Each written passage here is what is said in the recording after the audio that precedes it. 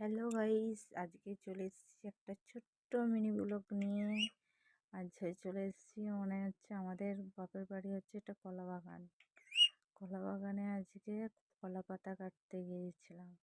মানে গাছটা এতটাই লম্বা যে আমি হাত পাচ্ছিলাম না, তাতে লাফিয়ে লাফিয়ে কাটতে হয়েছে। তার উপরে পাতাটা একটু নোংরা ছিল, ওই জন্য বৌদিকে বললাম।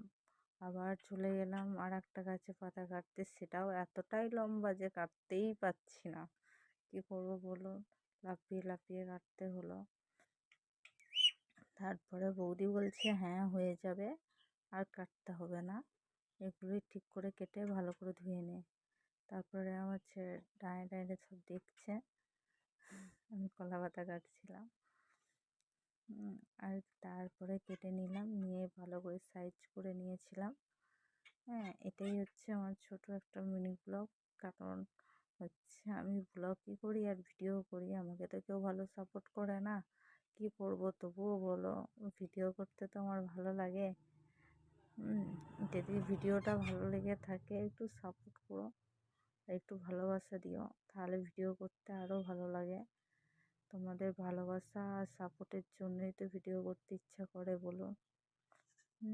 আর কি বলবো, পাতাগুলো কেটে নিয়েছিলাম, মানে আমরা যজন আছি তজনের জন্য একটা করে কেটে নিয়েছিলাম। গাছের পাতা তো তাই। কেমন আমাদের কলা বাগানটা লাগলো